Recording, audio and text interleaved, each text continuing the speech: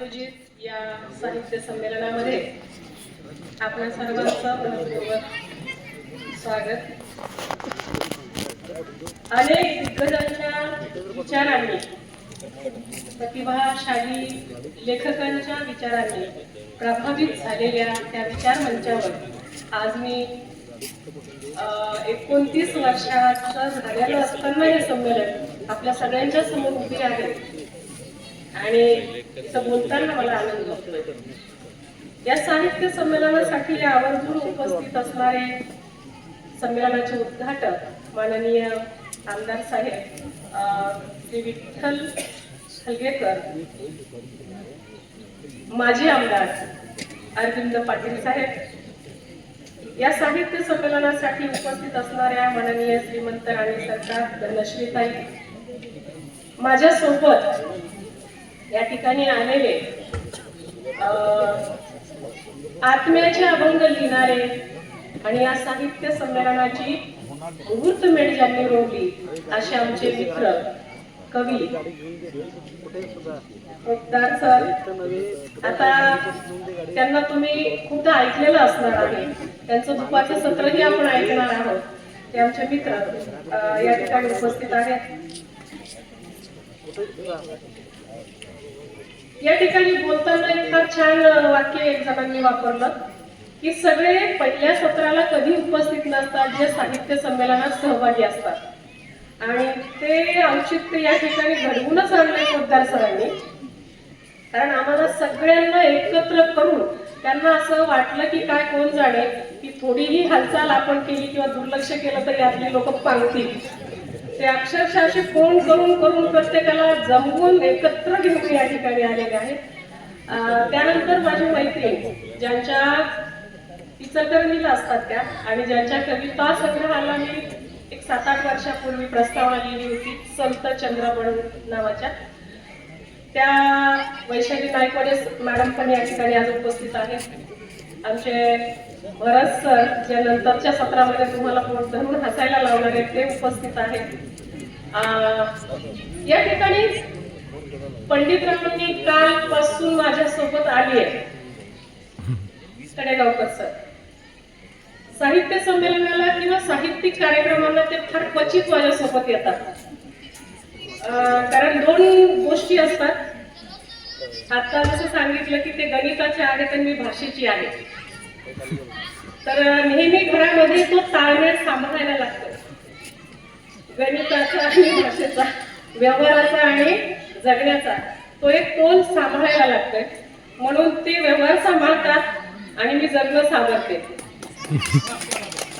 आणि त्याच्यामुळं आज ते पहिल्यांदा फार क्वचित वेळेला जे माझ्यासोबत असतात त्या क्वचित वेळापैकी आजची एक वेळ आहे की ते आज माझ्यासोबत आहेत. याचा मला ही तक्रार समजायचं कसं काय नाही, ही बायको म्हणून मला आनंद वाटतोय.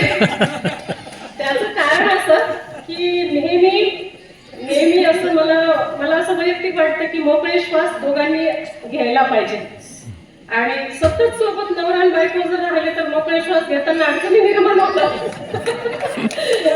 जरा हे आमच्या बायकोला पण सांगायचं. असो, फार छान वाटलं. आम्ही सकाळच्या अगदी कोवळं निघालं आणि तेव्हापासून या गावामध्ये आलो. या गावामध्ये जागोजागी रांगोळ्या काढल्या जात होत्या. अत्यंत सुंदर मुली तयार होत होत्या. फुलांचा आणि रांगोळ्यांचा तो इतका मंगलमय असा वातावरणाचा अनुभव आम्ही सकाळी प्रसन्न वेळी घेतला. आणि ते घेत असताना माझ्या मनात वेगवेगळे विचार येत होते. त्यापैकी एक विचार असाही आला की एवढी तयारी मराठीच्या सोहळा साजरा करण्यासाठी होतीये. मराठी भाषेवर किती नितांत प्रेम करणारी माणसं या ठिकाणी आहेत. मी धनश्रीताईला म्हटलं सुद्धा की आम्ही महाराष्ट्रामध्ये साहित्य संमेलन खूप मोठ्या स्वरूपामध्ये साजरे करतो. जमावही खूप मोठा जमतो, धूमधडाक्यात संमेलन होतात, पण ओल जी असते किंवा आत्मीयता जी असते तर ती आत्मीयता कधी कधी हरवल्यासारखी वाटते. ही कदाचित आमची खंत आहे की मराठी भाषा बोलताना आम्हाला कुठले अटकाव नाहीत, आम्हाला त्याचे व्यवहार करताना आज घडीला तरी कुठले बंधनं नाहीत. म्हणून असेल कदाचित आम्हाला त्याचं अप्रूप कमी झालंय का. आणि जेव्हा काही गोष्टी आपल्या पुढे कठीण प्रसंग निर्माण करतात तर त्यावेळेला त्याची एक अप्रूपता जास्त वाढलेली असते. याच्यासाठी मी तुम्हाला अनेक उदाहरणं देऊ शकते. एखाद्यानं प्रेम केलं आणि ते सहजच स्वीकारलं गेलं तर त्याच्यात काही मजा वाटत नाही. पण त्याच्यात अडचणी निर्माण झाल्या, अडथळे निर्माण झाले की ते आणखी कितीतरी पटीनं वाढलेलं असतं. कितीतरी पटीनं ती गोष्ट मिळवायची अशा पद्धतीचे ते जिद्दीपर्यंत जाऊन पोहोचलेलं असतं. असं काहीच झालंय का. ह्या सगळ्या गोष्टींचे विचार माझ्या मनामध्ये येत होते आणि त्यामुळे मला हे संमेलन फार वेगळं, वेगळ्या पातळीवर घेऊन जाणारं, विचारांसोबत जोडून देणारं अशा स्वरूपाचं वाटलं. कारण आज सकाळपासून ज्या कलश घेऊन ज्या मिरवणुकीमध्ये सहभागी झालेल्या स्त्रिया होत्या आणि हे 29 वर्षांपासून होत आहे, ही फार भारी गोष्ट आहे. मराठी साहित्यासाठी भारी गोष्ट आहे. हे जे आहे ना, आमच्याकडे असं लग्नामध्ये कलशांची जलपूजन केलं जातं आणि जलपूजन केलं जातं, त्याच्यामध्ये असे पीस वगैरे ठेवले जातात, कोरे वस्त्र ठेवले जातात. हे सगळं तुम्ही भाषेसाठी करताय, ही गोष्ट किती भारी आहे. म्हणजे कितीतरी पटीनं जास्त वेगळी गोष्ट मला आधी अनुभवायला भेटली. आणि म्हणून मला तो हा एक सोहळा वैयक्तिक सांगायचं झालं तर पंडितरावांना मी चालता चालता म्हटलंय की बघा किती सुंदर मिरवणूक आहे, किती सुंदर रांगोळ्या काढल्या आणि किती छान सजले सगळेजण. असं वातावरण तर माझ्या लग्नात पण नव्हतं. असं वातावरण तर आमचं लग्न झालं 93ला लग्न झालं. तर त्या लग्नाची जर स्टोरी तुम्हाला सांगितलं तर एक विनोदी साहित्याचा परिपाठ झाल्यासारखा तुम्हाला आनंद भेटेल, पण ते मी काय आता टाळते इथं. तर एवढं मजेशीर ते सगळं लग्नाचं वातावरण त्या काळात होतं. पण आज हा जो सोहळा होता तो खूप देखणा आणि त्या सोहळ्यासाठी खर्ची जाताना मी बाबुराव काका पाटील यांना पाहिलं. एखादी गोष्ट तुकाराम महाराजांनी म्हटलंय ना, नित्यनामी तो प्राणी दुर्लभ, नित्यनामी तो प्राणी दुर्लभ. तो प्राणी दुर्लभ. जो नित्य नेमाने एखादी गोष्ट करतो तो प्राणी या समाजामध्ये फार दुर्लभ असतो, दुर्मिळ असतो. आणि बाबुराव काका पाटील आणि त्याच्यासोबत आमचे वटकुकर सर, गिरी सर, एखाद्या पटांगणाचा हे जे गिरी पटांगण आहे इतका सुंदर उपयोग होऊ शकतो याचं हे एकमेव महाराष्ट्रातलं उदाहरण आहे. की मी जेव्हा संमेलन स्थळ असं वाचलं ना की कुठं असणार आहे हे संमेलन, मला वाटलं शाळेचं असेल मैदान किंवा आणखी मंगल कार्यालय असेल असं काही, पण गिरी यांचे पटांगण, गिरी बंधू यांचे पटांगण असं वाचलं आणि मला भारी वाटली ही कल्पना की इतकं सुंदर एखाद्या अंगणाचा वापर होऊ शकतो, तोही सातत्यानं 29 वर्षापासून. म्हणून तुम्हा सगळ्यांचे मनपूर्वक मी सुरुवातीला मनात तर कौतुक आणि आनंद आणि आदर तर वाढलेलाच आहे, पण त्यासोबतच आभारही व्यक्त करते. मित्रांनो, साहित्य संमेलनाच्या संदर्भामध्ये आणि भाषेच्या संदर्भामध्ये बोलत असताना आमदार साहेबांनी काही गोष्टी सांगितल्या आणि साहित्य संमेलन इकडे कसे दुर्मिळ होत गेले तर त्याचे मी जरा दाखला काढून आणलेला आहे एका ठिकाणी की हे साहित्य संमेलन आताच भरतायत असातला भाग नाही. बेळगाव आणि साहित्य संमेलन किंवा साहित्य परिषद याचा स्नेहबंध फार जुना आहे.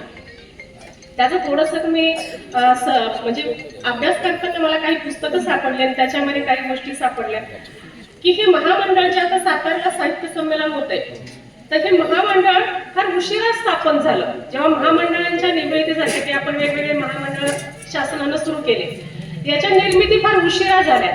पण सगळ्यात अगोदर त्या महामंडळाच्या आधी साहित्य परिषद, महाराष्ट्र साहित्य परिषद ही संस्था साहित्यासाठी काम करत होती आणि त्याच्या अंतर्गत वेगवेगळे साहित्य संमेलन वेगवेगळ्या जिल्ह्यांमध्ये भरवली जात होती. तर बेळगावला कारवार, निपाणी हा भाग जो आहे आपला इकडचा, तर या भागामध्ये आज आपण याला कर्नाटकात आहे काही भाग याच्यातला असं म्हणत असलो तरी इंग्रजी सत्तेच्या काळात तो मुंबई प्रांतात समाविष्ट होता आणि कर्नाटकातील या भागात कानडी बरोबरच मराठी भाषा बोलली जात होती असे म्हणण्यापेक्षा बेळगाव, कारवार, निपाणी, धारवाड, हुबळी, जमखिंडी इत्यादी शहरात व या शहरातील आजूबाजूच्या परिसरात मराठी बरोबरच कानडीही बोलली जात होती अशा पद्धतीचं ते वातावरण होतं. म्हणजे सुरुवातीपासूनच इथं मराठीचं वातावरण प्रामुख्यानं होतं आणि कानडी ही दुसऱ्या नंबरवर होती. त्यानंतर फार मोठ्या प्रमाणात मराठी भाषा बोलणारा समाज इकडे राहत होता. व्यवहाराची मराठी भाषा होती या ठिकाणी. म्हणजे मार्केटमध्ये जा, कुठंही जा, शिकण्याची भाषा, शाळांमधली भाषा ही व्यवहारी भाषा मराठी होती. म्हणूनच महाराष्ट्र साहित्य परिषदेच्या शाखांचा व कामाचा विस्तार या ठिकाणी झाला होता. त्यामुळे पुन्हा पुन्हा पुण्यात किंवा बडोद्यात संमेलन घेण्याऐवजी 34वे साहित्य संमेलन कर्नाटकातील या शहरांपैकी एका शहरात घ्यावे असे महाराष्ट्र साहित्य परिषदेच्या पदाधिकाऱ्यांना त्यावेळी वाटत होते. आता महामंडळाच्या साहित्य परिषदेचे पदाधिकारी हे निर्णय आत्ता घेतात, पण तेव्हा ते नव्हतं. म्हणून साहित्य परिषदेचे पदाधिकारी असं आपण म्हणूया. त्याआधी 1929 ला व 1946 साली अशी 2 संमेलनं बेळगावला झालेली होती. म्हणजे अखिल भारतीय पातळीवरची. फक्त त्याला अखिल भारतीय संमेलन असं म्हटलं जात नव्हतं, कारण तेव्हा महामंडळ अस्तित्वात नव्हतं. त्याच्यामुळं 1929 व 1946 साली बेळगावला ही संमेलनं झाली. 1951 ला संमेलन धारवाड किंवा कारवारला घ्यायचं असं गोमंतकीय वाङ्मयाचे अभ्यासक अनंत काकवा प्रियोळकर यांना अध्यक्ष करायचं असंही नंतर पदाधिकाऱ्यांच्या म्हणजे विचाराधीन होतं. आणि त्यासाठी त्यांनी काय केलं की प्रियोळकरांना अध्यक्षही केलं आणि ते संमेलन या भागामध्ये झालं. म्हणजे अशी एकूण 3 संमेलनं अखिल भारतीय पातळीवरची बेळगाव परिसर आणि कारवार आणि धारवाड या ठिकाणी पूर्वीच्या काळी झाली. फक्त त्याला असं फार मोठं आजचं जसं अखिल भारतीयला स्वरूप आहे तसं संमेलनाचं स्वरूप नव्हतं. छोटेखानी संमेलन ते असायची. तर हा जो साहित्याचा आणि साहित्य संमेलनाचा आणि मसापाच्या शाखांचा हा जो संदर्भ आहे तो पूर्वीपासून इकडे कार्यरत होता. मधल्या काळात जसं आमदार साहेबांनी सांगितलं भाषिक प्रॉब्लेम निर्माण झाले, भाषिक अडचणी निर्माण झाल्या आणि मग तो अस्तित्वाचा प्रश्न म्हणून तो जरा सेन्सिटिव्ह मुद्दा म्हणून पुढे आला आणि मग थोडंसं वातावरण कुठेतरी विरोधात गेलं असं मला या ठिकाणी म्हणायचंय. पण संवादानं कुठल्याही गोष्टी घडतात. साहित्य संमेलन किंवा साहित्य या शब्दाचा अर्थच आहे की संवाद होणं, एकत्र सगळ्यांनी जमणं आणि एकत्र सगळ्यांनी जमून विचार विनिमय करणं. त्याच्या आधी जर तुम्ही पाहिलं पुराण काळामध्ये तर साहित्याच्या परिषदा भरायच्या. गुरुकुल पद्धती जेव्हा होत्या तेव्हाही लोक एकत्र यायचे आणि परिषदा भरायच्या आणि मुद्दे मांडले जायचे आणि ते फोडले जायचे. वाद प्रतिवाद व्हायचे, टीका टिप्पणी व्हायची आणि त्यातून काहीतरी वेगळं आउटपुट निघायचं. संमेलनांच्या मधून हेच होणं अपेक्षित असतं. वेगवेगळ्या मुद्द्यांवर चर्चा होणं अपेक्षित असते आणि म्हणून अशा पद्धतीची कामं साहित्य परिषदा किंवा महामंडळ करत असतात. मित्रांनो, कवितेच्या बद्दल मी बोलेल, साहित्याच्या बद्दल हे तर संमेलनाचा भाग झाला की मला हे तुम्हाला सांगायचं होतं. पण मोचनगड ही मराठीतील अत्यंत महत्वाची कादंबरी, ऐतिहासिक कादंबरी, जी मराठीतील ऐतिहासिक कादंबरीचा पहिला पाया त्या कादंबरीनं रचलेला आहे. ते आमचे रा.भी. गुंजीकर यांनीही मराठीतील कादंबरी लिहिलेली आहे आणि ती शिवाजी महाराजांच्या चरित्रावर आधारित आहे. तुम्हाला जर नंतरच्या काळामध्ये जर तुम्ही ऐतिहासिक कादंबऱ्याचा वाचनाचा किंवा त्याचा चर्चेचा कधी तुम्ही अनुभव घेतलेला असेल तर पुढच्या काळामध्ये रणजित देसाई, शिवाजी सावंत आणि आता विश्वास पाटील किंवा आणखी काही लेखक ऐतिहासिक साहित्याकडे जे मोठ्या प्रमाणात काम नंतरच्या काळात झालं, पण त्याची सुरुवात मराठी साहित्यामध्ये या रा.भी. गुंजीकर यांच्या काळामध्ये झाली. याचा आनंद खरं तर आपल्याला असला पाहिजे, कारण मोचनगड हे या ठिकाणी आपण जे माची गड म्हणतोय आपण हा, तर त्या गडाच्या आधारावर ही कादंबरी आणि या परिसरात मला आणखी एक गोष्ट या ठिकाणी फिरत असताना किंवा कालपासून मी या परिसरात आहे तर जाणवली की शिवाजी महाराजांचा जन्म वेरूळला, म्हणजे शिवाजी महाराजांचा जन्म त्यांच्या वडिलांचा जन्म वेरूळचा. शहाजी राजे भोसले हे वेरूळचे, म्हणजे आमच्या मराठवाड्यातले. जिजाबाईंचा जन्म सिंदखेड राजाचा, लखुजीराव जाधवांच्या घरातल्या त्या कन्या. तर ते आमचं सिंदखेड राजा आमच्या जालन्यापासून 22 किलोमीटर.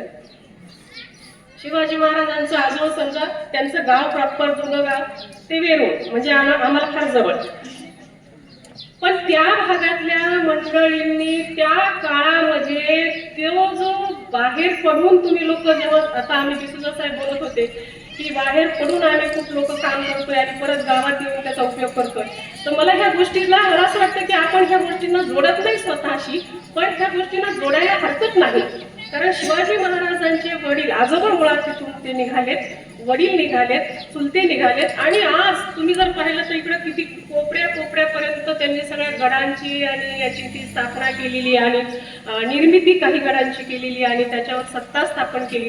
त्यांचं जे अटकेपार जाणं आहे आणि हिंदवी स्वराज्याची निर्मिती आहे, तर ते किती मोठं ध्येय.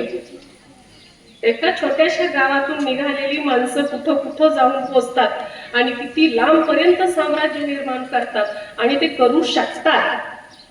आपण जर शिवाजी महाराजांचा इतिहास खाली अगोदर सुरुवातीपासून मुळापासून पाहायला गेलो ना तर फार भन्नाट आहे. आपल्याला कधी कधी असं वाटतं की मी फार परिस्थितीतून आलो, माझी परिस्थिती फार परेशानीची आहे. पण तुम्हाला हे सांगितलं पाहिजे की जिजाबाईंचे, आता मी तो इतिहासही सांगणार नाही, पण केळुसकरांनी एक पुस्तक लिहिलेलं आहे ऐतिहासिक याच्यावर, त्याचा अभ्यास जर केला तर तुम्हाला त्याचा मुळातला इतिहास समजेल. फार भन्नाट आहे. म्हणजे एखादा माणूस ध्येयानं प्रेरित झाला तर काय आणि किती करू शकतो याचे हे उदाहरण म्हणजे भोसले कुटुंब. आणि म्हणून त्या सगळ्याकडून जर आपण शिवबांकडून आणि यांच्या सगळ्याकडून जर प्रेरणा घेतली तर आपण आपल्या दुःखाच्या आपल्या ह्याच्या काहीच, मला असं वाटतं काहीच नाही. मी जेव्हा स्त्रियांच्या साहित्याबद्दल बोलते, मी स्त्री साहित्याचे अभ्यासक आहे, मी जेव्हा स्त्रियांच्या साहित्याबद्दल बोलते तर काही मी एका अनुवाद केलेला आहे पाकिस्तानच्या कवयित्रीचा, एक थी सारा म्हणून. आणि तुम्हाला सांगते की तिचं दुःखाची जी जातकुळी मी पाहिली तर मला असं वाटलं की मराठी साहित्यातल्या ज्या स्त्रियांचे दुःख आहेत आणि आम्ही जे लिहितोय तर तो फारच कमी आहे. दुःखाची लेवलच फार कमी आहे.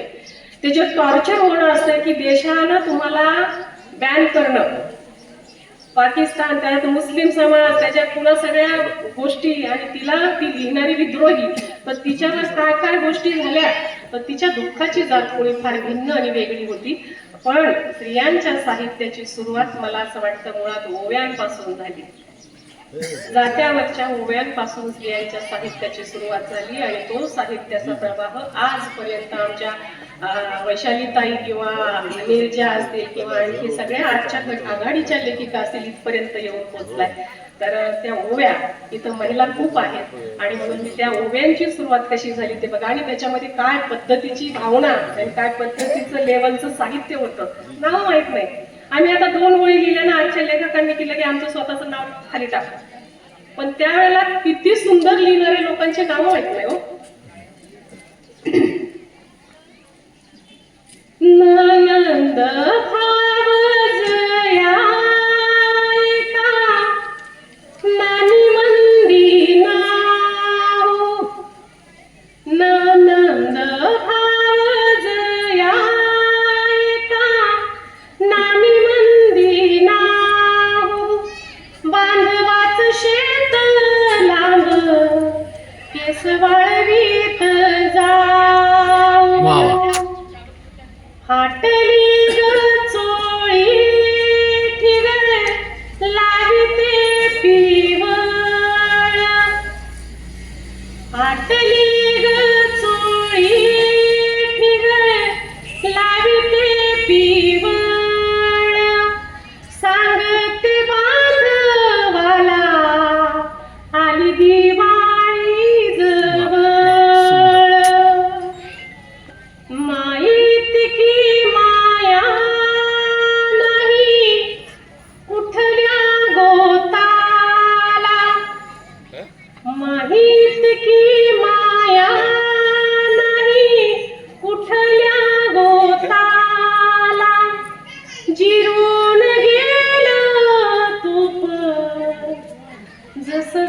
साळीच्या भाताला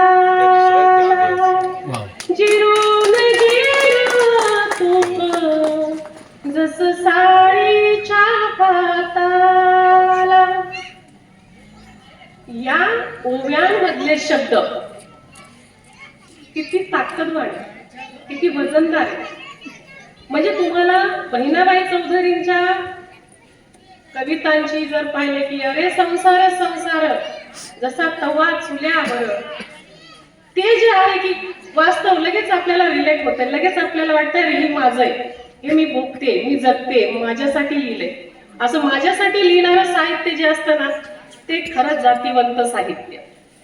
तुम्हाला सांगितलं पाहिजे, मी लहानपणापासून मी एका खेड्यातली मुलगी आहे, शेतकऱ्याची, आणि माझ्या घरामध्ये माझी आई अशिक्षित, माझे वडील अशिक्षित. साहित्याचा काही गंध नव्हता असा, पण मौखिक साहित्याचा खरा खजिना आमच्या घरात होता. कारण माझी आई सकाळी उठायची, जात्यावरच्या ओळ म्हणायची, आमच्या दारामध्ये वासुदेव यायचे, पोतराज यायचा, सगळे जे आपले असतात गावामध्ये, गाव पातळीवरच्या जगण्याशी रिलेटेड लोक, ते सगळे यायचे. आणि ते सकाळी उठल्यापासून तर संध्याकाळी झोपेपर्यंत, रात्रीच्या भजनापर्यंत हे भजन गाणं कानावर येत असते. मधल्या काळात तुम्ही जर शेतावर गेले तर भलरी ऐकू येते. शेतात बाया काम करताना गाणे म्हणतात. शेतामध्ये नुसतं असं झुळूक जरी आली वाऱ्याची अशी छान मंद, तर ते शेतातलं जे झाडं झुडपं, गवत, पानं, फुलं, तुमच्या गव्हाची पिकं, ज्वारीची पिकं अशी काही लहरतात वाऱ्यावर, तर ती सुद्धा एक लय असते. तुम्ही जर गावामध्ये बाजूनं अजून वाहत संथ गतीनं वाहत जाणाऱ्या नद्या पाहिल्या तर त्या नद्यांच्या वाहण्याला एक लय आणि एक संगीत असतो त्याच्यामध्ये. तुम्ही जर ओढे, खळखळणारे ओढे जर पाहिले तर त्या खळखळणाऱ्या ओढ्यांना एक संगीत आणि एक वेगळाच आनंद आणि एक वेगळाच उत्साह असतो. या सगळ्या म्हणजे लिखित आणि अलिखित असं दोनही प्रकारचं साहित्य आपल्याला गाव पातळीवर अनुभवायला भेटतं. आणि ती पिढी आपली आहे. आज मी 50शीत आलेले जे काही असतील किंवा आपण आपल्या पिढीचे, माझ्या पिढीचे जे काही सगळे, त्या सगळ्यांनी हे जुनं गाव अनुभवलेले. आणि जुनं गाव अनुभवल्यामुळं आपल्या लिखाणामध्ये सातत्यानं ते डोकावत राहतं. आपण पुन्हा पुन्हा गावामध्ये जातो. आजचं गाव खूप बदललेलं आहे. आमच्या गावाकडे मराठवाड्यात तर खूप बदल झालेले. आजच्या गावामध्ये सगळे मोबाईल आले, टीव्ही आले, इंटरनेट आले, सगळे मराठी भाषेच्या शब्दांवर अतिक्रमण इतर तांत्रिक शब्दांनी केलेलं आहे. आमच्या खेड्यातल्या महिला सुद्धा मोबाईलवर बोलतात, मोबाईल मधले शब्द वापरतात, इंटरनेट हे ते सगळं त्यांना माहिती आहे. रेंज नाहीये, नेटवर्क नाहीये, हे सगळं माहिती आहे. मलाच नवल वाटतं, व्हिडिओ कॉल करा वगैरे सगळं ते बोलतात. म्हणजे आधुनिक झालंय खेड. पण आपल्याला ना, आपल्याला असं वाटतं नाही, ते खेड छान होतं. आता धरणं बांधलेत, नद्या आटल्यात, कोरड्या पडल्यात, वाळू उपसा चालू आहे जोर जोरात, जिकडं तिकडं वेगवेगळे उद्योगधंदे वाढले. पण ते सगळं आमच्या जुन्या भावभावनांच्या खेड्यांमध्ये रमलेल्या लोकांच्या भावनांचं उत्खनन झालेलं आहे असं मला वाटतं. कुठेतरी ते सगळं काढून घेतलंय आणि त्याला ओरबाडण्याचा एक प्रकारचा हा आपण माणसांनीच केलेला तो प्रयत्न आहे. आपल्याला पुन्हा निसर्गाकडे जाण्याची गरज आहे. भाकरीच खात होतो आपण पहिले, मध्ये काय काय काय काय खाल्लं, इतकं आरबट सरबट वागलो, जगलो, आणि मग पुन्हा भाकरीकडे चाललोय. पुन्हा डॉक्टर सांगतायत भाकरी खा, दुसरं काहीच खाऊ नका. म्हणजे मधला जे आरबट सरबट जगण्याचा भाग होता तो आपल्या स्वतःसाठी सुद्धा किती घातक होता हे आपल्याला पुन्हा 50शीत गेल्यानंतर कळतंय. आणि पुन्हा आपण जसं जुनं ते सोनं बाबा आणि मला भाकरीच फार आवडती आणि आमच्या घरात भाकरीच होतात हे पुन्हा कौतुकानं सांगायला लागलं. म्हणजे पुन्हा पुन्हा पुन्हा याला आता फॅशन म्हणून पाहायला लागलं. पहिले गरिबी होती, आता फॅशन म्हणून जगण्याकडे पाहतोय. आणि म्हणून या सगळ्या गोष्टीची जाणीव आपल्याला हे साहित्य संमेलनाच्या मधूनही होते. कारण आपण प्रवाह इतका जोरकस असतो जगण्याचा की त्याच्यामध्ये काय चाललंय हे विचार करण्याला वेळ आपल्याकडे नाही. मी स्वतःच सकाळपासून मला कुणी काय म्हटलं मी काय नाही हो सध्या वेळ नाहीये, अहो एक लेख लिहून देतात, अहो नाही हो सध्या वेळच नाहीये. म्हणजे याला वेळ नाही, त्याला वेळ नाही, त्याला वेळ नाही, कशालाच वेळ नाही. कुणाकडे पाहुण्याकडे जायचं वेळ नाही, कशालाच वेळ नाही आपल्याला. मग आपण करतोय काय?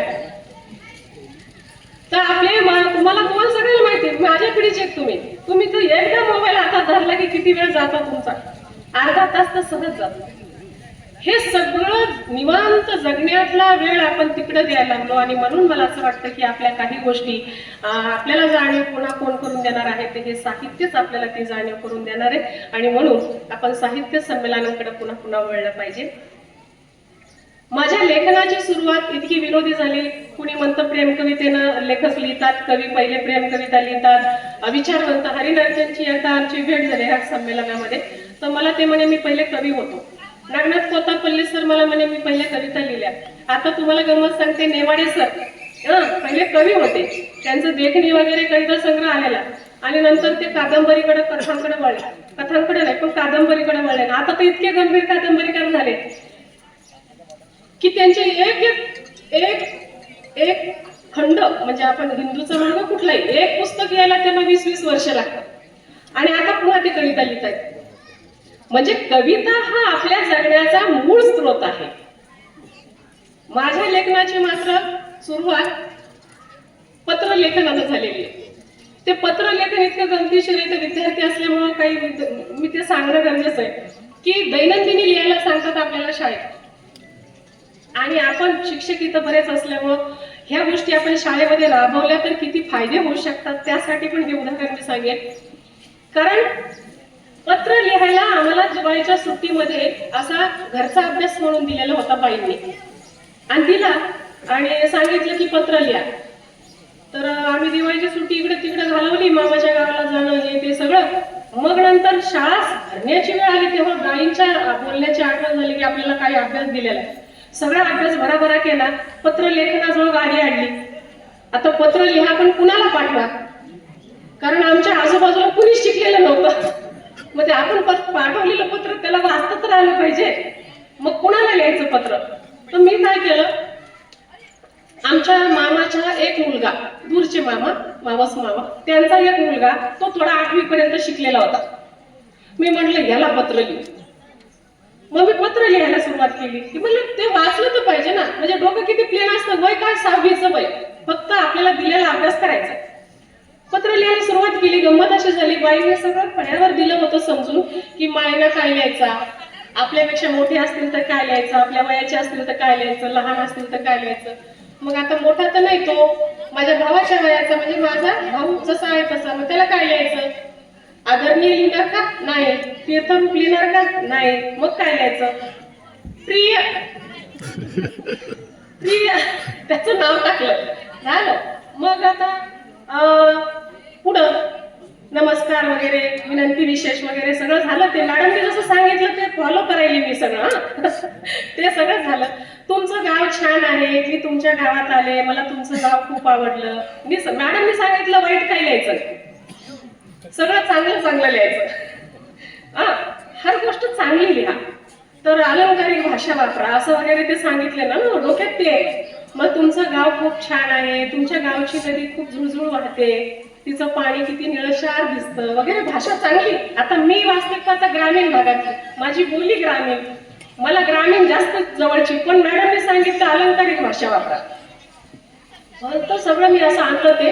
आणि तुमचं घर किती छान. आता शेतकऱ्याचं घर कसं असणार आहे, पण मी तरी पण छान लिहायचंय. तुमचं घर खूप छान, मामी किती चांगली, मामीचा स्वभाव किती छान, मला तुमचं घर खूप आवडलं, तुमचं गाव खूप आवडलं वगैरे छान लिहिलं सगळं. आणि त्यांचा गावाचा पत्ता वगैरे टाकून दिलं पाठवून. आता पत्र गेलं 8-10 दिवसानंतर घरी. आता आमची आजी घरी राहायची, सगळे शेतात जायचे. पहिले फक्त कोर्टाचं पोलीस स्टेशनच पत्र यायचं त्यांना. आज बाकीचं पुढे नातेवाईकाचं पत्रच नाही, शिकलेलीच नाही, नातेवाईकाचा भागच नाही. ते पोस्टमन आणून दिलं. माझी आजी जाम घाबरली. आता काय कोर्टाचं आलं का पोलिसाचं आलं का कशाचं आलं, हे काय झालं ताप. सगळे घर आमचं टेन्शन मध्ये. माझी आजी आमच्या मामाची मामीची त्यांची वाट पाहिली. ती जे येईल त्याला दाखवायली की हे पत्र आलंय बाबा, हे काय बघा बरं, हे कागद आलाय कागद आलाय. आता त्यांना तरी कुठं वाचायचं, ते मागून पाठवून पाहायचे, पुन्हा ठेवून द्यायचे. आता ते वाट पाहिले कुणाची, आमच्या मामाचा जो शिकलेला, एकुलता एक शिकलेला कॅन्डिडेट बबन, त्याला आम्ही बबन्या म्हणायचो, त्याची वाट पाहिली. तो गेलेला शाळेत. तो जसा का शाळेतून घरी आला, सगळे बबन्या इकडे बबन्या इकडे, बबन्या आला आता बबण्याला वाटलं की काय बाबा माझी एवढी वाट पाहिली, हे बघ बरं काय कुणाचं कागद आलाय वाच बरं. बबण्याला वाटलं नेहमी हे गावातले लोक घरातले लोक आपल्याला नावते तुला काही येत नाही, तुला काही येत नाही. आता तो फार्मर, त्याला मराठी दिसलं ते वाचता येत आहे आपल्याला. ते पहिले काय करायचे, आम्हाला वाचायला दाखले वाचायला द्यायचे. कशाचे? जनावरांचे दाखले. हे वाचा, ते इतके खूर तितके खूर काय काय ते, किंवा तुमचं मोंढ्यांचे कागद वाचायला द्यायचे, किती क्विंटल किती मन काय. त्यामुळे त्या बबना नापास झालेला त्यांच्या दृष्टीनं. आणि मग झालं की बबन्या वाचून दाखवत. बबन्यांचे धरलं पत्र, खाड खाड खाड खाड. प्रिय बबन, प्रिय बबन म्हटले की घरातले सगळे पाहायला लागले, एकामेकाच्या तोंडाकडे. बबण्याच्या डोक्यातच नाही, हे आपल्यालाच लिहिलेलं आहे. बबण्यानं वाचणं सुरू केलंय, पुढे वाचत त्याची गाडी अशी स्पीड ना. आणि मग ती वाचत वाचत पुढे गेल्यानंतर त्याच्या लक्षात आलं सगळे आपल्याकडे असे काहीतरी पाहायला लागले विचित्र. त्यानं थांबलं आणि मग असं पाहायला, हे कुणी लिहिले तुला? मग त्यानं खाली पाहिलं, हे आताच्या पोरीने लिहिले, आताच्या पोरीने लिहिले. माझ्या आजीनं सुरू केलं तोंड. पोराला म्हटले होते मी तरी, म्हणजे माझ्या आईला म्हणत होते ते याला देऊन टाकली पोरगी. हा, तिला म्हणत होते देऊन टाक देऊन टाक देऊन टाक. तेव्हा नाही बघ पोरगी कशी पत्र लिहिली. अरे बापरे. हा झालं, माझ्या मामाला फरमान सुटलं, उद्याच्या उद्या जा हे पत्र घेऊन आणि तुझ्या बहिणीला दाखव आणि सांग कारनामे पोरीचे आणि लग्न करून टाका, जुळून टाका. आला बघण्या सोबतच साक्षीदार घेऊन मामा दुसऱ्या दिवशी घरी हजर. आणि मी गेलेली शाळेला. आता आम्हाला काहीच खबर नाही, शाळेतून आली, मला अभ्यास केला मी पूर्ण याचं, म्हणजे शाबासकी भेटली. पत्र पाठवलं, हो मॅडमने शाबासकी दिली. पण इकडं घरी हे हजर. आले घरी मी तर मामा बघणे सगळे बसलेले. माझी आई म्हणते का ग तू पत्र लिहिलं म्हणे याला? म्हणलं हा. आईला वाटलं नाही पण म्हणे ना घाबरा ना कोण पोरगी, तू पत्र लिहिलं याला? म्हणलं हा. काय लिहिलं? म्हणलं आमच्या मॅडमने सांगितलं होतं. माझ्या आई म्हटलं ह्याला पत्र लिहि असं हिची मॅडम सांगा. माझ्या आई म्हणते तुझ्या मॅडमने सांगितलं ह्याला? आणि असं कसं सांगितलं त्यांनी? मी म्हटलं आमच्या मॅडमने सगळ्यांना सांगितलं पत्र लिहायला. मग मी बघण्याने लिहिलं. त्यांना नंतर त्यांनी डिटेल विचारलं आणि मग लक्षात आलं की अरे ह्या आईच्या अभ्यासाचा भाग होता. मला तिने विचारलं ह्यालाच काय लिहिलं? मी म्हटलं याला वाचता येतं म्हणून लिहिलं. आपल्याकडे कुणाला शिकलेली नाही म्हणून मी तुम्हाला कुणाला बाकीच्या लिहिलं, मी याला लिहिलं. झालं. बघण्याच्या मनामध्ये आनंद फुलत होता की हिच्याशी आपल्याला लग्न करायला भेटल. हा, त्याचं तोंड एवढंच बारीक झालं की असं आहे. मामाच्या आईला म्हणते मामाला की ते म्हणते बरं जा ते पत्र फित्र जा तिकडे, पण तुझी पोरगी देऊन टाक मला पोराला ह्या.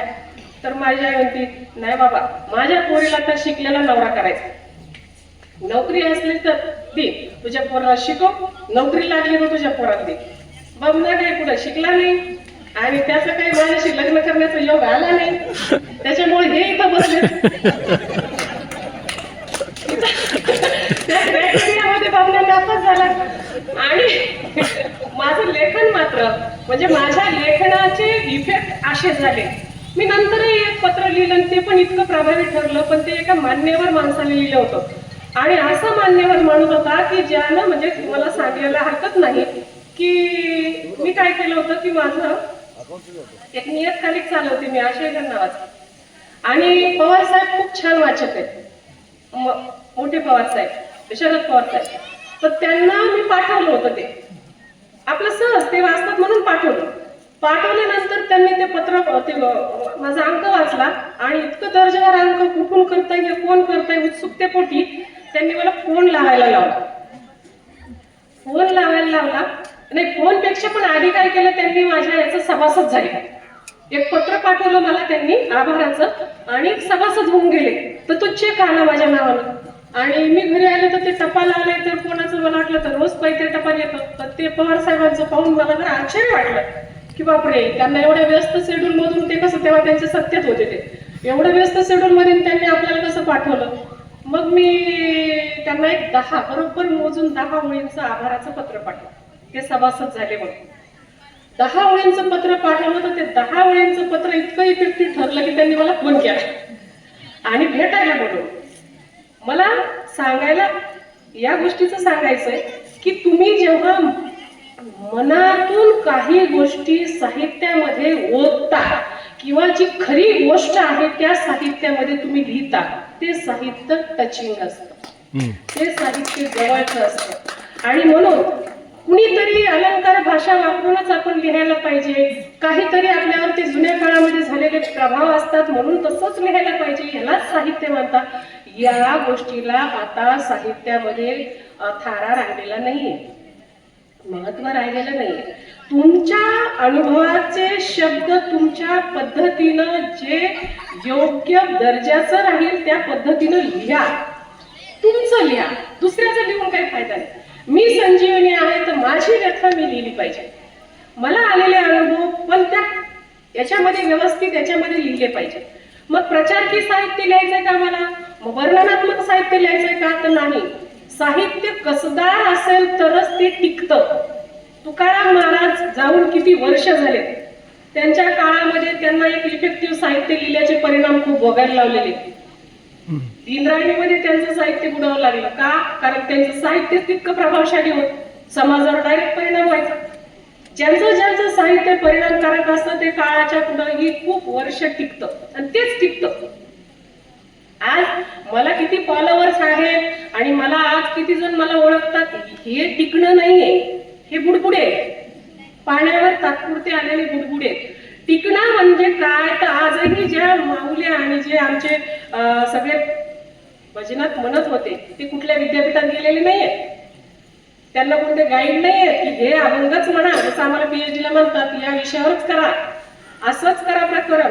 यांना कोणी सांगितलेलं नाही, जबरदस्ती केलेली नाही, आतून म्हणतात आणि मनातून म्हणतात आणि नाचून म्हणतात. आणि जे आनंद होतो तेव्हाच माणूस उडी मारतो, आनंद टाळी वाजवतो आणि त्याच्या चेहऱ्यावर प्रसन्नता येते. तर ते साहित्य लोकांचं जे होतं ते अस्सल साहित्य. आणि म्हणून आजही जर तुम्ही पाहिलं तर खेड्यापाड्यातून वेगवेगळ्या गाव कोपऱ्यातून तांड्या गाड्या वस्त्यांवरून नवी पिढी लिहितीये आणि ते स्वतःच जगणं लिहितायत, आपल्या भोवतालाच जगणं लिहितायत आणि म्हणून ते साहित्य आजच्या घडीला प्रभावशाली आहे. तुम्हाला माहिती आहे का की वाल्मिकीने रामायण लिहिलं एवढंच आपल्याला माहिती आहे, पण नारदाने एक वेगळी गोष्ट सांगितलेली आहे की एकदा काय झालं की वाल्मिकींनी रामायण लिहिलं, सुरुवात रामायण लिहिण्याची, आणि त्यावेळेचे दिग्गज, आपण कसं नाही का आपलं नवं पुस्तक एकमेकाला देतो, तसं वाल्मिकींनी रामायण लिहिलं आणि कुणाला दाखवा की ह्याचा समीक्षक कोण आहे खऱ्या अर्थानं. तर नारद मुनी, अशा पिरियड मध्ये त्यांची भेट झाली, तर नारद मुनींना त्यांनी दाखवलं. नारद मुनी म्हणजे त्या काळच्या आजच्या काळात ते पत्रकारच होते. कारण त्यांनी काय केलं की ते दाखवलं, बघा बरं नारद मुनी जरा हे मी लिहिलंय, कसं वाटतंय तुम्हाला. आणि नारद मुनींनी वाचलं आणि वाचल्यानंतर प्रतिक्रिया काय दिली असेल, तर त्यांनी सांगितलं की तुमच्यापेक्षा हनुमानाचं रामायण खूप भारी आहे. काय की तुमच्या रामायणापेक्षा हनुमानानं लिहिलेलं रामायण जास्त चांगलं आहे. वाल्मिक ऋषींना वाईट वाटलं, एका गोष्टीचं वाईट वाटलं की आपल्यापेक्षा त्यांचं जास्त चांगलं आहे असं म्हणतात, आणि दुसऱ्या गोष्टीचं वाईट याचं वाटलं की हनुमानानं रामायण लिहिलं हे तर आपल्याला माहितीच नाही. आपल्याला कसं, आपण जे लेखक आहे कुणी काय लिहिलं आपल्याला माहित असतं, हे आपल्याला हे सांगतात. ते म्हणे हनुमानानं लिहिलंय, ते म्हणे हा हनुमानानं लिहिलेलं रामायण वाचा. मग ते अस्वस्थ झाले आणि हनुमानाची भेट घ्यायला गेले. हनुमान त्यांना कुठं सापडले, कर्दळी वनामध्ये. हनुमान आपल्या रामभक्तीमध्ये तल्लीन. जेव्हा वाल्मिक त्यांच्याकडे गेले तर जाताना त्यांनी काय झालं की गेल्यानंतर ते शोधायले तर एका केळीच्या झाडावर 7 पानांवर हनुमानानं लिहिलेलं रामायण त्यांना कर्दळी वनात सापडलं. आणि ते वाचायले आणि वाचल्यानंतर अक्षरशः ते रडायला लागले, ते रडू लागले.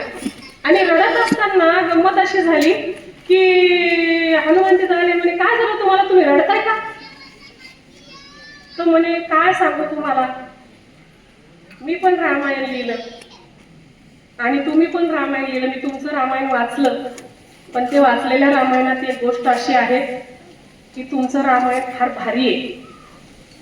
भारी असं आहे की त्याच्यातले यम, त्याच्यातलं काव्य, त्याची जी उंची आहे, साहित्यिक उंची, ती माझ्यापेक्षा नक्कीच मोठी आहे. आणि या गोष्टीचं मला आनंद पण झाला, पण मला दुःख पण झालं. दुःख यासाठी झालं की आता तुमचंच रामायण सगळे लोक वाचतील, माझं कोण वाचेल? नाराज झाले ते. हनुमानानं मागचा पुढचा काही विचार केला नाही. ती केळीची पानं काढली, कटा कटा कटा कटा कटा तोडली आणि तरतर तरतर फाडून टाकली. वाल्मिकी त्यांच्याकडे आवाक होऊन पाहायला लागले की तुम्ही हे असं का केलं? तुम्ही का फाडलं? हे इतकं ताकदीचं रामायण तुम्ही लिहिलं, तुम्ही का फाडलं? मग त्यांनी सांगितलं की अहो, हे जे रामायण आहे, तर हे रामायण मी माझ्यासाठी लिहिलं होतं, माझ्या आनंदासाठी लिहिलं होतं. मला ते कुणी वाचावं याच्यासाठी मी ते लिहिलं नव्हतं. हे रामायण लिहिण्यामागचा माझा मूळ उद्देश होता की मला आनंद झाला पाहिजे. सांगायचं तात्पर्य असं की आपल्या साहित्यिकांमध्ये सुद्धा काही लोक फक्त पुरस्कारासाठी लिहितात आणि काही लोक फक्त आत्मिक आनंदासाठी लिहितात. काही लोक, तुम्हाला मला मजा आहे की खूप मोठी मजा आहे की माझी दखल कोण घेईल, मग मी लिहिलेलं ह्याचं काहीतरी व्हायला पाहिजे, मग मी लिहिलं तर काहीतरी माझं नाव व्हायला पाहिजे, 2-4 पुरस्कार तरी मिळायला पाहिजे. अशा काहीतरी छोट्या छोट्या गोष्टी ते डोक्यात ठेवून निर्मिती करतात. किंवा कधी कधी तर आधी अधुरीच कविता असते की लगेच फेसबुकला टाकतात. तिकडे तर इतका सुळसुळाट झालाय, तुम्हाला सांगितलं पाहिजे की अनेक लोकांना कविता न लिहिताच कवी व्हायचं असतं. कविता लिहिणं ही काही सोपी गोष्ट आहे का? फार गंभीर गोष्ट आहे ती. पुन्हा पुन्हा पुन्हा पुन्हा तुम्हाला स्वतःला तपासत राहावं लागतं. पुन्हा पुन्हा त्या गरुडासारखे स्वतःचे पिसे उठटावं लागतात, त्याच्या वेदना सहन कराव्या लागतात. तुम्हाला आलेला अनुभव तुम्ही असा फटाफटा फटाफटा लिहिलं टाकलं असं होत नाही. साधा बैल सुद्धा खाऊन घेतलेलं, भरभर खाल्लेलं नंतर बाहेर काढून रवंत करत बसतो. गाई गडबडीनं खाल्लेलं सुद्धा अन्न पचत नाही, तो सुद्धा बाहेर काढून रवंत करून मग बारीक चावून मग खातो, तेव्हा पचन होतं. मग असाच आलेला छोटासा अनुभव आम्ही असा भरकटल्यासारखा लिहिणार आणि त्यांना आम्हाला प्रसिद्ध व्हायचंय, तर असं कसं साहित्य टिकेल? म्हणजे हे साहित्यातले गंभीर विषय आहेत, जरी आपण हलक्यात घेत असलो तरी, कारण त्यांच्यामुळं मूळ चांगल्या लेखनाकडे लोक जातच नाही. तुम्ही फेसबुक ओपन केलं की भरभर भरभर लोकांच्या कविता इथं येऊन पडलेल्या असतात, भरभर भरभर रील येऊन पडलेले असतात आणि आपण त्याच्यातच आपलं 1-2 तास आपले वाया जातात. आपण मूळ चांगल्या पुस्तकांकडे वळतच नाही. जी लोक स्वतःला गाडून घेतात ती या फेसबुकवर कुठंच नसतात. जी लोक स्वतःला अशी तपस्वीसारखी एखाद्या गोष्टीचा ध्यास देऊन कामं करतात, त्यांना ही फुरसतच भेटत नाही की आपण काही मोबाईल पहा आणि त्याच्यावरती टाका. ते वाईट आहे असं नाही, पण त्याच्यात वेळ जातो आणि काही आउटपुट येत नाही आणि ते टिकत नाही. गोष्ट ही आहे. आणि म्हणून मला या काही गोष्टी तुम्हाला सांगितल्या पाहिजे. स्त्रियांच्या साहित्याच्या संदर्भामध्ये तर अनेक गोष्टी आहेत, पण आमच्या समाजामध्ये 1-2 गट पडलेले असतात. घरामध्ये पहा, आपण म्हणतो नवरा विरुद्ध बायको, ऑफिसमध्ये पण पहा, स्त्री विरुद्ध पुरुष. काही झालं की आपण लगेच म्हणतो हा लेडीज फर्स्ट, लेडीज फर्स्ट. कशाला फर्स्ट पाहिजे लेडीज? त्यांच्या नियमानं जेव्हा येईल नंबर तेव्हा जातील की त्या. पण आपण उदार अंतकरण करून दाखवण्याचा प्रयत्न करतो किंवा घरामध्ये पण, आणि मग ती चकमक होत राहते. रांगेत उभा राहायला लागल्या लेडीज की लगेच त्या काम काय म्हणतात, आधी आम्हाला जाऊ दे, आधी आम्हाला जाऊ दे, तुम्ही पुरुष काय तुम्हाला वेळच वेळ, आम्हाला वेळ नाही. असं होतं की नाही? म्हणजे समाजात चित्र असं आहे की स्त्री आणि पुरुष सतत चकमक झाली पाहिजे. घरामधल्या स्त्रियांच्या आणि नवऱ्याच्या आणि बायकांच्या खूप गोष्टी आहेत. माझी एक कविता आहे, मी नवऱ्याला उद्देशूनच लिहिलेली आहे, पण आज सगळं काय झालं की नवरा तिथं असल्यामुळे मला बऱ्याच मर्यादा आल्या. नाही ते घरी असल्यावर मला जरा मोकळं रान भेटतं बोलायला, बरंच काय काय, पण आता जरा मला मर्यादित होऊन बोलावं लागायला. एक कविता आहे माझी. रांगोळीत तुला काढताना मीच विस्कटून गेले, रांगोळीत तुला काढताना मीच विस्कटून गेले, तर तू म्हणालास रंगांचं असंच असतं, विस्कटतच राहतात ते, ठीक आहे नाही? तर तू म्हणालास रंगांचं असंच असतं. मग आकडून पाकडले, निवडून घेतले, तरी चुकून आलाच दाताखाली. आकडून पाखडले निवडून घेतले तरी चुकून आला दाताखाली. तेव्हा मी म्हणाले खड्यांचं असंच असतं. तेव्हा मी म्हणाले खड्यांचं असंच असतं, नको तिथं दाताखाली येतात. ठीक आहे, मी म्हणाले खड्यांचं असंच असतं. मग मीच विचारलं तुला, वाहत्या अवखळ धारेत घट्ट पाय रोवून उभं राहणं कसं जमतं? मग मीच विचारलं, वाहत्या अवखळ धारेत घट्ट पाय रोवून उभं कसं जमतं? तेव्हा तू म्हणालास, मनातच आभाळ सांडल्यावर वाहण्यासारखं तरी काय होतं? मग मी पुन्हा म्हणाले, तूच म्हणालास, सापडत नाही ना कुठेच ओल, तेव्हाच जातो बघतो. सापडत नाही ना कुठेच ओल, तेव्हाच जातो बघतो. तेव्हा तुला थांबवत मी इतकंच म्हटले, जमिनीत असतातच जमिनीत असतातच अबोल पाण्याचे झरे, उकरावं लागतं खोल खोल, तेव्हा कुठे सापडते ओल. म्हणजे जमिनीत देव पाण्याचे झरे असतात असं मी ऐकलेले. खोल तुम्ही जेव्हा जाता, तुम्ही बोर घेता, विहीर खोदता, तेव्हा देव पाण्याचा झरा लागला असं म्हणतो आपण. तर देव पाण्याचा झरा काही वर नाही लागत, तो खूप खोल लागतो. स्त्रियांचं अंतःकरण असंच खोल असतं, त्यांचा थांग पत्ताच लागत नाही. ते कुठं आहे आणि कशाला खुश होईल, कसं काय तिला आपण खुश करू शकू. नवऱ्यांना विचारा, म्हणजे तुम्ही बरेच नवरे इथं आहात, घरातल्या बायांबद्दल तुम्ही पीडित लोक आहात, तर तुम्हाला माहिती आहे की कशा पद्धतीनं काय करायला लागतंय. तुम्हाला सांगते मी, एक ग्रीक रोमन कथा आहे 6व्या शतकातली. एक किंग आर्थर नावाचा राजा होता, आणि ही कथा सांगून मी अर्थात एका कवितेनं समाप्त करते. किंग आर्थर नावाचा राजा होता, आणि तो खूप हुशार, सद्बुद्धीचा आणि हजरजबाबी आणि चांगल्या मनाचा राजा होता. प्रजा त्याच्यावर खूप प्रेम करायची. एकदा त्याच्या शेजारच्या राजानं आक्रमण केलं आणि त्याच्यामध्ये तो हारला. मग हा शेजारचा राजाला वाईट वाटलं, हा जिंकला याचा आनंद वाटला, पण पुन्हा असं वाटलं की इतका चांगला राजा आहे, आपण त्याला हरवलं. बिचारा त्याचं राज्य किती त्याच्यावर प्रेम करतं. आणि कधी कधी नाही का, आपण जरी विरोधक असू तरी आपल्याला हार जीत झाली की वाटतं नाही, पण तो माणूस चांगला, त्याला कामं केली होती, विनाकारण हरवलं त्याला. आपण जिंकलेलो असतो याचा आनंद असतोच, पण तरी सुद्धा त्या समोरच्याचं चांगलं पण आपण त्याची नोंद घेतलेली असते. तर तसं झालं, आणि मग तो समोरचा काय म्हणजे जिंकलेला राजा की बरं जाऊ दे, तू खूप चांगला आहेस, तुझी प्रजा इतकी तुझ्यावर प्रेम करते, तर मला तुझ्या राज्यामध्ये काही इंटरेस्ट नाहीये, पण मला एक प्रश्न खूप छळतो आणि तू खूप हुशार आहेस असं मी ऐकत आलो, तर तू माझ्या एका प्रश्नाचं उत्तर दे, मी तुझं राज्य तुला अगदी आनंदानं परत देतो आणि आदरपूर्वक परत करतो, उपकार नाही, तर फक्त माझ्या प्रश्नाचं उत्तर मला समाधानकारक दे. तो म्हणतो, असं 1 वर्षाची मुदत आहे तुला, फक्त उत्तर समाधानकारक दे. त्याला जरा बरं वाटलं, आणि त्याला वाटलं आपण तर हुशार आहोत, पण आपली प्रजा पण खूप हुशार आहे, उत्तर तर सापडलं आणि 1 वर्ष शोधायचंय. मग काय प्रश्न आहे सांग.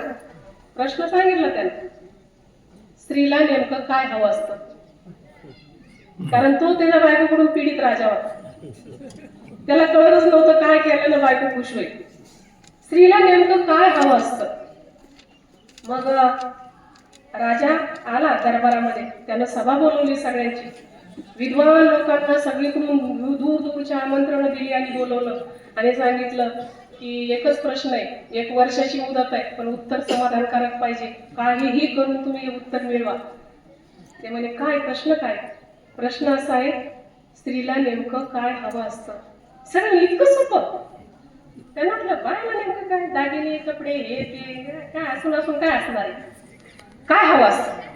आणि मग ते म्हणजे ठीक आहे, तुम्ही जा आणि शोधा त्याचं उत्तर, दर महिन्याला आपण मीटिंग करू इथं आणि मला ते उत्तर सांगा.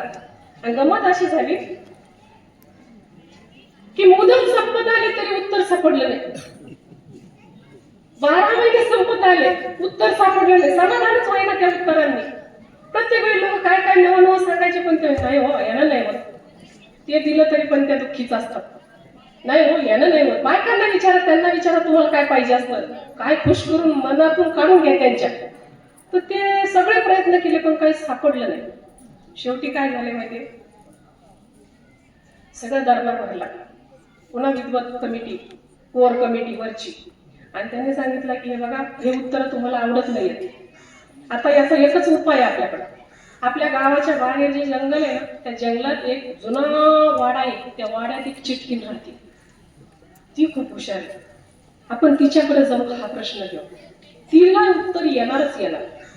राजा म्हणतो आपण सगळे हुशार माणसं, विद्वान माणसं, आधुनिक विचार करणारे लोक चिटकिनीकडे कुठे जायचं, हे आपल्याला नामुष्कीची गोष्ट आहे. नाही नाही म्हणे, जाऊ म्हणे, आपला राज्याचा प्रश्न इथं तुमचा आणि माझा एकट्याचा नाही. गेले चिटकीन भारी हा कलाकार होती, तिने काय केलं, हे गेले सगळे सांगितलं की आमचा असा असा प्रश्न आहे, तू जे म्हणशील ते आम्ही ऐकून घेऊ. तर तिनं सांगितलं काय म्हणे, बाईला नेमकं काय पाहिजे असतं. चिटकीन मोठमोठ्या हसायला लागले, एवढं साधा, आणि याच्यात सगळे बेजार झाले तुम्ही. ते म्हणे हा, पण तू सांग. ती म्हणे हा, तुम्ही इतकी 1 वर्ष झाले बेजार झाले, मी तुम्हाला असंच कसं सांगा. म्हणे मग काय तुझं काय म्हणणं आहे, अट काय तुझी. आहे ना म्हणजे माझ्या 2 अटी आहेत, पण 2 जाऊ द्या म्हणे, एकच पूर्ण करा. म्हणे काय अट आहे. म्हणे मी उत्तर सांगत, पण तो लॅन्सिलॉट आहे ना, देख ना तुझा सेनापती, त्याच्याशी माझं लग्न करून दे. आला का ताप. आता त्याच्याशी लग्न म्हणजे हा राजाचा एकदम जवळचा मित्र, म्हणजे आपल्यासाठी ह्याचा बळी द्यायचा का हिच्याशी लग्न करून. तो म्हणे नाही नाही नाही, दुसरं काही मागतो मी देतो तुला, घे नाही. ती म्हणे नाही, मला तर तोच पाहिजे. असं तयार तर सांगा, नाही तर जाऊ द्या, संपला विषय आपला. लॅन्सलॉट तिथंच, तो तरुण उमदा हुशार हजर जबाबी, ते बाहेर गेली, पुन्हा मीटिंग बसली त्यांची बाहेर एका झाडाखाली. सगळे म्हणाले, तर लॅन्सलॉट आधीच म्हणायला, तुम्ही काय करा, माझं लग्न लावून टाका. माझ्या एकट्याचा विषय आहे ना, पण एवढ्या प्रजेचा विषय आहे, तुमचा विषय आहे, ते तुम्ही माझा विचार करा करून माझ्या लग्नाला हो म्हणा केला. सगळ्यांनी फोर्स केल्यावर जड अंतकरणानं राजा आत येतो, तो म्हणतो ठीक आहे, मी लग्न करून द्यायला तयार आहे, आता सांग उत्तर. ती म्हणते हा, हुशार आहेत तुम्ही, अशीच कशी सांगाल, आधी लग्न करून द्या, पुढं बदलले मग काय करायचं. लगेच लगे लग्न करा, एका दिवसात चटवंगणी पटब्या झालंय. आता राजाचा मित्र, त्याचं लग्न, मोठ्या शामियाना, हे ते जेवण भोजनावर आमकं टमकं सगळं झालं, थाटामाटात तिच्याशी लग्न झालं. आता सांग म्हणे. तिनं सांगितलं, काय नाही हो म्हणे, बाईला फक्त तिला निर्णय घेण्याचं स्वातंत्र्य पाहिजे असतं.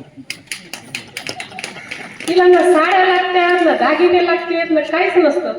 फक्त तिला तुम्ही म्हणा, तू म्हणशील तसं, मग बघा ती कशी करते. तुला जे वाटतंय ते निर्णय घेण्याचं स्वातंत्र्य द्या, मग बघा. आणि मग काय झालं, ह्या सगळ्यांच्या डोक्यात पक्क उजेड पडला, हो की हे तर खरी गोष्ट आहे. तिला किती पण 1 लाखाची साडी घ्यायला गेलं, तिला जर म्हटलं तुला काय घ्यायचं घे, तर ती 400-500चीच घेते. तिला वाटतं की पैशाची नको. त्याच्यामुळे आपल्या लक्षात कसं नाही आलं. आणि मग सगळे खुश होतात, समाधान होतं. राजा जातो त्या राजाकडं आणि उत्तर सांगतो, ते राज्य प्राप्त होतं. आनंद झाला, तिकडं सगळं राज्य आनंद साजरा करायला. लॅन्सलॉटचा जीव धाकधूक धाकधूक धाकधूक स्वागत. रात्रीचं ते बसलेली ती मेकअप करून, आधीच ती चटकी अकराळ बिकराळ आणि त्याच्यात मेकअप अजून भयंकर, आणि अशी बसलेली ती मंचकावर, आणि लॅन्सलॉट असं थरथर कापत उभा आहे दारामध्ये. तर ती म्हणते ये ना ये ना, असं घाबरतो का, तू माझा नवरा आहे, आता मी काही करणार नाही तुला, येत बस. आता तो येतो, बसतो असा जीव मुठीत धरून. मग तो ती त्याला म्हणते, बघ मी तुझ्यावर खूप खुश आहे, तू काय म्हणतास की तिच्याशी माझं लग्न करून, मी तेव्हा जिंकलंय, तू मला जिंकून टाकला, त्याच्यामुळे मी खुश आहे. तुझ्या पुढे मी ऑप्शन ठेवते, तू निवड. तुझ्या पुढे 2 ऑप्शन आहेत. मी अशी नाहीये मुळात, जशी दिसते तशी. मग ती एका स्वतःच्या मूळ रूपात येते, तर ती अत्यंत साधी सालस लोभस अशा रूपात येते. मग तिला तो पाहतो, तो पाहतच राहतो, त्याच्या डोळ्यावरच विश्वास बसत नाही, आधीची ही का ही आताची ही. तर ती म्हणते बघ, मी आताची ही आहे ना, ही मी आहे खरी, पण मी या समाजासाठी कसं 11-11 रूप धारण करते. मग तू सांग, मी अशा रूपात तुला कधी पाहिजे? 12 तास मी अशी राहील, 12 तास तशी राहील, तू निवड. मी रात्री अशी राहू का दिवसा अशी राहू? आता हा प्रश्न व्यायचा वाटतले. मी अशा रूपात साध्या गुजऱ्या रूपात रात्री राहू का दिवसा राहू? तुला चॉईस आहे. आता व्यायचं वाटलं काय बोलताय ना, आता कशाला कोरड पडायला त्याच्यात काय म्हणावं. मग तो काय थोडा विचार करतो. तो हुशार असतो. तो पुरुष नेहमी हुशार असतात. तुम्ही जरा बारकाईने अभ्यास केला नसेल यांनी, याच्यामध्ये अनेक गोष्टी सांगायला मी तुम्हाला. पुरुष फार चतुर असतात. त्याला पण त्याच्या चतुराई दाखवली. तो काय म्हटला, मला काय वाटतं म्हणे, मला तर काही कळालं, माझं डोकं तर बंद पडलं. जेव्हा जेव्हा कठीण प्रसंग येतो पुरुषांचं डोकं बंद पडतं. तेव्हा ते बायकोला किंवा कुणाला तरी त्या दुसऱ्या स्त्रीला समोरचे सांगतात, माझं डोकं तर चालायला तूच सांग. तुम्ही म्हणतात की माझं डोकं तर काही चालत नाही, आता तू सांग मला की तुला जे तूच निवड, तुला माझ्यासोबत कोणत्या वेळेस कसं राहायचं तर तूच ठरव, तूच निर्णय घे, मला काही प्रॉब्लेम नाही. तू दिवसा माझ्यासोबत कशा रूपात राहू शकते, रात्री राहू शकते.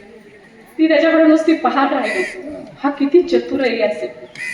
आणि मग ती त्याला सांगते की ठीक आहे, तू इथं सुद्धा मला जिंकलंस, माझ्यावर तू माझाच डाव पलटवलास, निर्णय घेण्याचं स्वातंत्र्य तू मला दिलंस.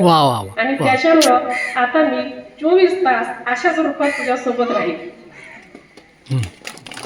मुद्दा सगळ्यात महत्वाचा हा आहे की जेव्हा तुम्ही स्त्रियांना, पुरुषांना सांगणे, माझ्या भावांना, माझ्या मित्रांना माझं सांगणंय, चंद्रकांत सर, भरत जाधव सर, हे लक्षात ठेवा.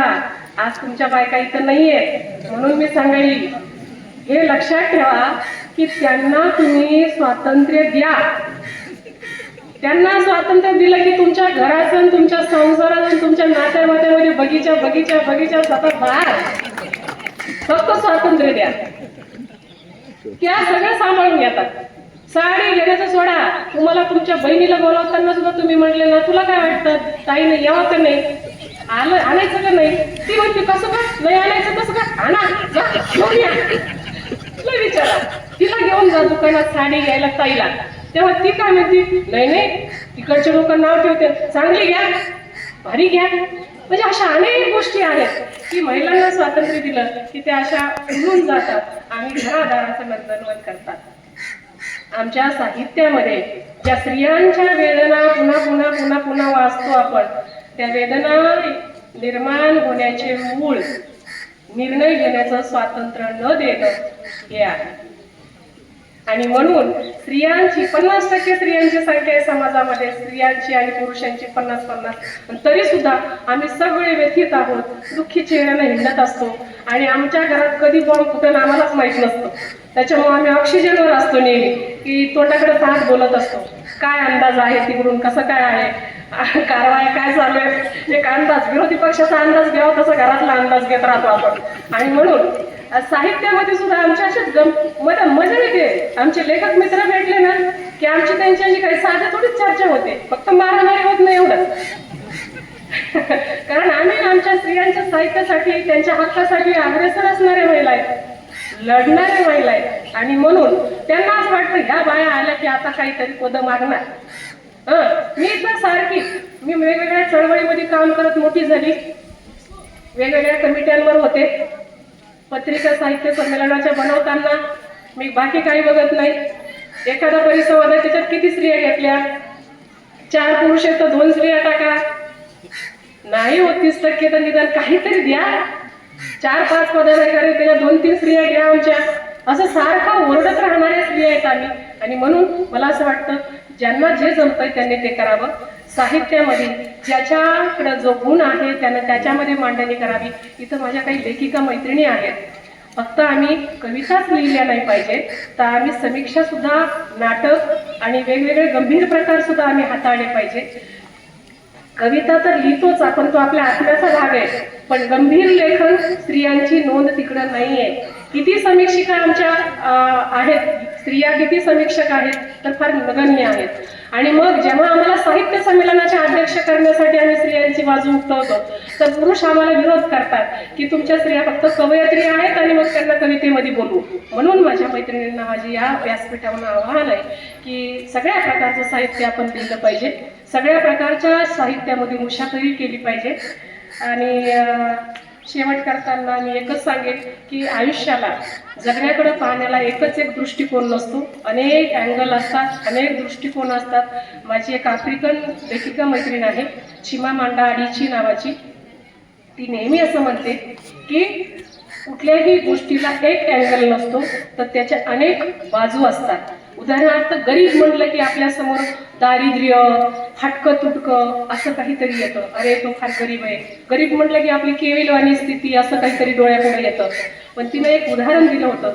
ती म्हणे माझ्या घरी माझ्या आईनं एकदा आमची कामवाली बाई भांडे घासणारी आली नाही तर तिच्यासाठी माझी आई म्हणे की हे डबा वगैरे घेऊन जा आणि तिचं त्या तिकडं झाडाच्या पलीकडं तिचं घर आहे तर तिथं तिला घरी नेऊन दे.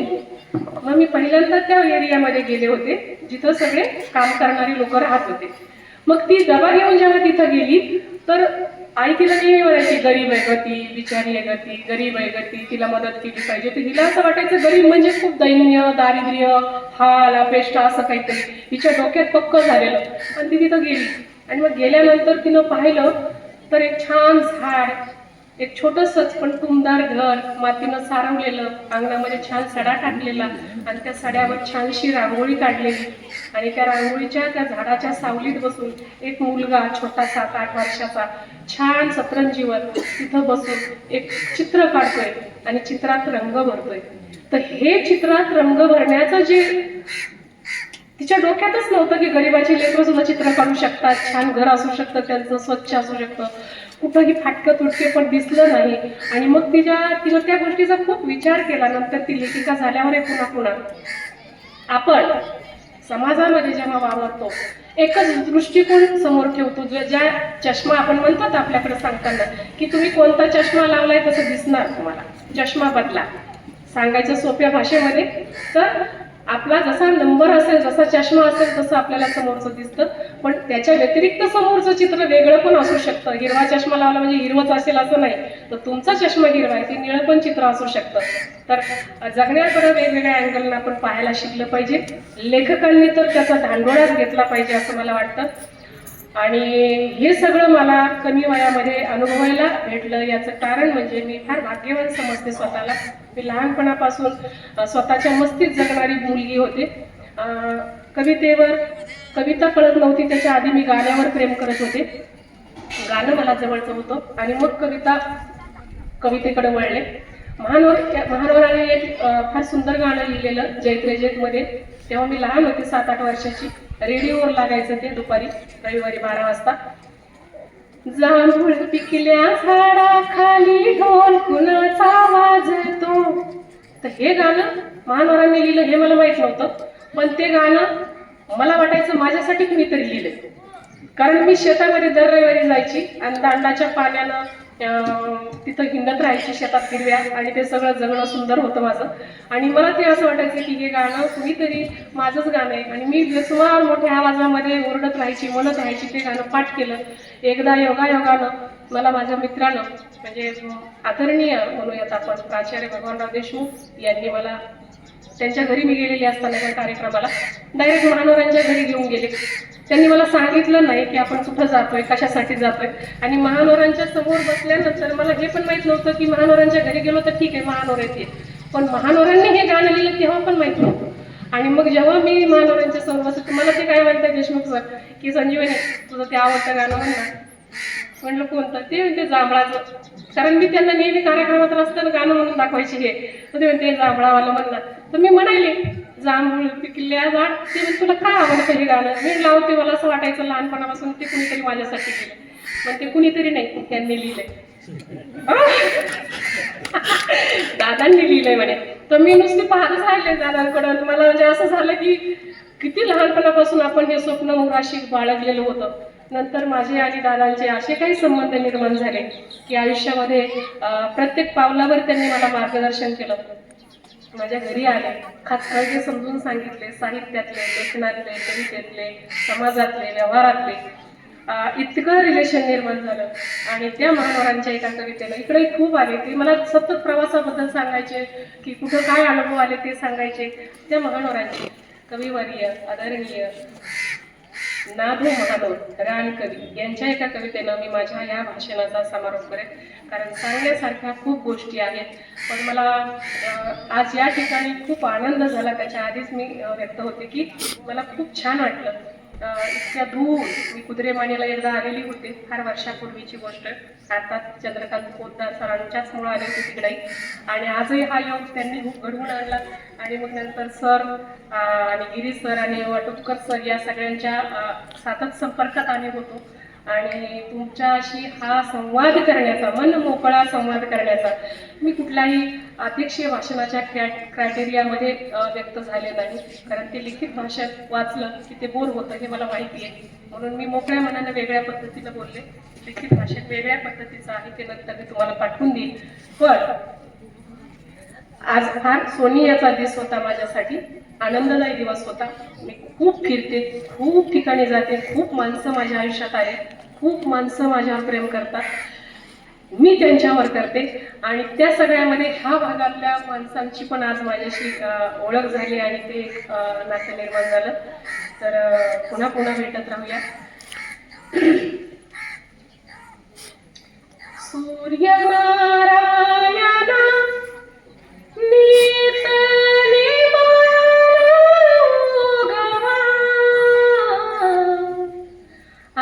अंधाराच्या दारी थोडा उजेड पाठवा, अंधाराच्या दारी थोडा उजेड पाठवा, मुडक्या घराच्या बिंदावनाशी सांजेला दिव्याचा धार जडो त्यांच्या संसाराला,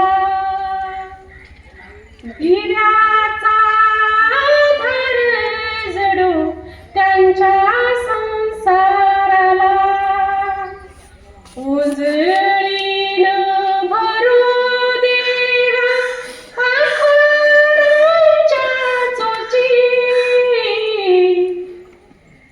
उजळीन भरू देवा खाखाराच्या चोची,